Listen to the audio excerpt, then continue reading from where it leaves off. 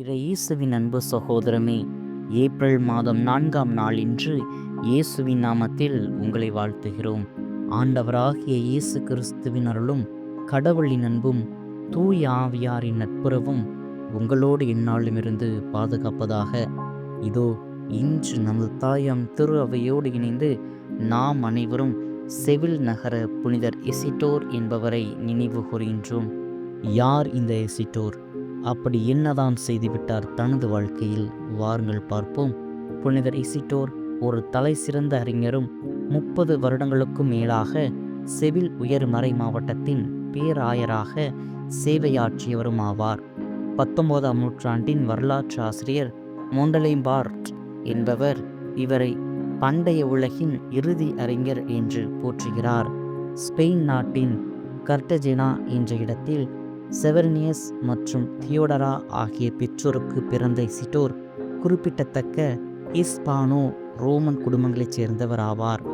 பெற்றோர் இவரை பக்தியிலும் ஆன்மீகத்திலும் சிறப்பாக வளர்த்தார்கள்.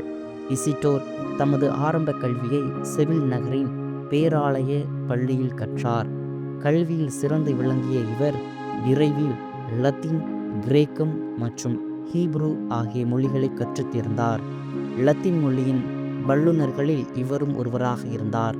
இலக்கணம், வானியல், புவியியல், வரலாறு, சுயசரிதை, இறையியல் ஆகியவற்றில் தலை சிறந்த புத்தகங்களை எழுதினார். இவர் பல புத்தகங்களை வாசிப்பதிலும் ஜெபிப்பதிலும் தன் நேரங்களை செலவழித்து தான் படித்தவைகளை வாழ்வாக வாழ்ந்தார். இதனால் இறைவனோடும் மக்களோடும் அதிக தொடர்பு கொண்டிருந்தார். மறைநூல் வாசிக்கும்போது நாம் இதுவரை பெற்றுக்கொள்ளாத வரங்களையும் அறிவையும் உறவையும் பெறுகிறோம் என்பதை மற்றவருக்கு போதித்தார்.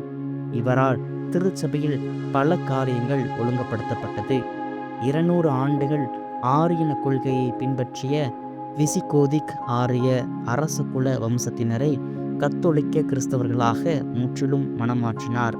32 ஆண்டு காலம் செவில் நகர பேராயராக சேவை செய்த இவர் கிபி 636ஆம் ஆண்டு ஏப்ரல் மாதம் 4ஆம் நாளன்று இறந்தார். இவர் சிறந்த மறை வல்லுநராகவும் திருச்சபையின் ஒளிவிளக்காகவும் கடவுளின் திட்டத்தை அன்பு செய்து நிறைவேற்றுபவராகவும் தம் வாழ்நாளில் இறுதி வரை வாழ்ந்தார்.